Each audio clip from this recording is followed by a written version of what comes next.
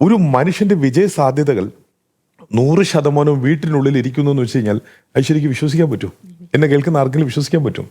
നമ്മൾ എത്ര ടാലന്റഡ് ആയിട്ടുള്ള ആൾക്കാരായിരുന്നാലും ശരി, നിസ്സഹരായി പോകുന്നത് വീടിലൂടെയാ. ഒരു വീട് ഒരു മനുഷ്യന്റെ ക്യാരക്ടർ നിർണ്ണയിക്കും. ഒരു വീട് ഒരു മനുഷ്യന്റെ സ്വഭാവം നിർണ്ണയിക്കും.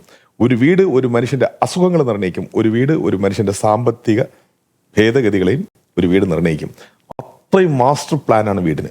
അപ്പം നമ്മൾ ഇരിക്കുന്ന സ്ഥലം ശരിയായാലേ നമ്മുടെ ചുറ്റുപാടുകൾ ശരിയാവുള്ളൂ. ബേസാണ് വീട്. അതിന്റെ പേരാണ് ഗ്രഹം എന്ന് പറയുന്നത്. അല്ലെങ്കിൽ വീട് നമ്മുടെ ഒരു ഗ്രഹമോ, കുട്ടി ഗ്രഹം. ഇത് വലിയൊരു ഗ്രഹം, ഭൂമി. വീടൊരു കുഞ്ഞു ഗ്രഹം, അല്ലേ? അപ്പം അതിലും പഞ്ചഭൂത അധിഷ്ഠിതമാണ്. അതിനുള്ളിൽ നിങ്ങൾ ഉപയോഗിക്കുന്ന ചെറു മുറികൾക്ക് പോലും വാസ്തു ഉണ്ടെന്ന് പഴയ ഇന്റർവ്യൂസിൽ ഞാൻ പറയുന്നുണ്ട്.